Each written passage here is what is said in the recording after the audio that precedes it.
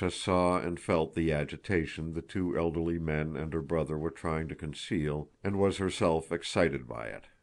The huntsman stood halfway up the knoll, holding up his whip, and the gentlefolk rode up to him at a foot-pace. The hounds that were far off on the horizon turned away from the hare, and the whips, but not the gentlefolk, also moved away.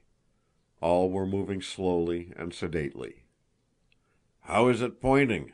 asked Nicholas, riding 100 paces toward the whip who had sighted the hare. But before the whip could reply, the hare, scenting the frost coming next morning, was unable to rest and leaped up. The pack on leash rushed downhill in full cry after the hare, and from all sides the bourgeois that were not on leash darted after the hounds and the hare.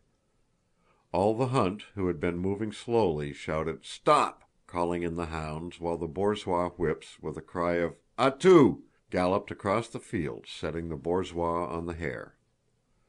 The tranquil Ilágin, Nicholas, Natásha, and "Uncle" flew, reckless of where and how they went, seeing only the bourgeois and the hare, and fearing only to lose sight, even for an instant, of the chase. The hare they had started was a strong and swift one. When he jumped up he did not run at once, but pricked his ears, listening to the shouting and trampling that resounded from all sides at once.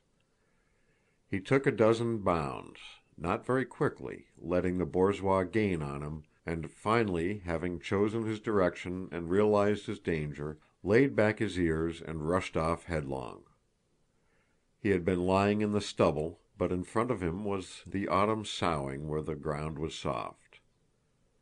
The two bourgeois of the huntsmen who had sighted him, having been the nearest, were the first to see and pursue him, but they had not gone far before Ilágin's red-spotted Erzá passed them, got within a length, flew at the hare with terrible swiftness, aiming at his cut, and, thinking she had seized him, rolled over like a ball. The hare arched his back and bounded off yet more swiftly. From behind Erzá rushed the broad-haunched, black-spotted Mílka and began rapidly gaining on the hare. "Miláshka, dear!" rose Nicholas's triumphant cry. It looked as if Mílka would immediately pounce on the hare, but she overtook him and flew past.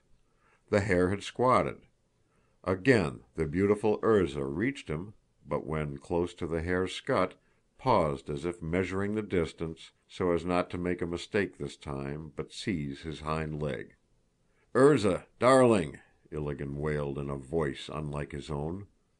Erzá did not hearken to his appeal. At the very moment when she would have seized her prey, the hare moved and darted along the balk between the winter rye and the stubble. Again Erzá and Mílka were abreast, running like a pair of carriage horses, and began to overtake the hare, but it was easier for the hare to run on the balk, and the bourgeois did not overtake him so quickly. "Rugáy, Rugáyushka! That's it, come on!" came a third voice just then, and "Uncle's" red bourgeois, straining and curving its back, caught up with the two foremost bourgeois, pushed ahead of them regardless of the terrible strain, put on speed close to the hare, knocked it off the balk onto the rye field, again put on speed still more viciously, sinking to his knees in the muddy field, and all one could see was how, muddying his back, he rolled over with the hare. A ring of bourgeois surrounded him. A moment later everyone had drawn up round the crowd of dogs. Only the delighted "Uncle" dismounted and cut off a pad, shaking the hare for the blood to drip off, and anxiously glancing round with restless eyes while his arms and legs twitched. He spoke without himself knowing whom to or what about. "That's it, come on, what a dog! There it has beaten them all, the 1,000 ruble as well as the 1 ruble bourgeois. That's it, come on!" said he, panting and looking wrathfully around as if he were abusing someone, as if they were all his enemies and had insulted him, and only now had he at last succeeded in justifying himself. "There are your 1,000 ruble ones. That's it, come on!" "Rugáy, here's a pad for you," he said, throwing down the hare's muddy pad. "You've deserved it. That's it, come on!"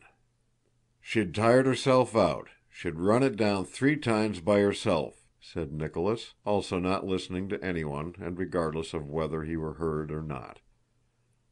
"But what is there in running across it like that?" said Ilágin's groom. "Once she had missed it and turned it away. Any mongrel could take it," Ilágin was saying at the same time, breathless from his gallop and his excitement. At the same moment Natásha, without drawing breath, screamed joyously, ecstatically, and so piercingly that it set everyone's ear tingling. By that shriek she expressed what the others expressed by all talking at once, and it was so strange that she must herself have been ashamed of so wild a cry, and everyone else would have been amazed at it at any other time. "Uncle" himself twisted up the hair, threw it neatly and smartly across his horse's back as if by that gesture he meant to rebuke everybody, and with an air of not wishing to speak to anyone, mounted his bay and rode off. The others all followed, dispirited and shamefaced, and only much later were they able to regain their former affectation of indifference.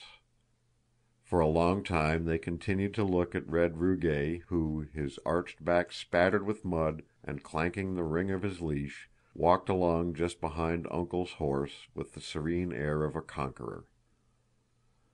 "Well, I am like any other dog as long as it's not a question of coursing, but when it is, then look out," his appearance seemed to Nicholas to be saying. When, much later, "Uncle" rode up to Nicholas and began talking to him, he felt flattered that after what had happened "Uncle" deigned to speak to him. Chapter 7.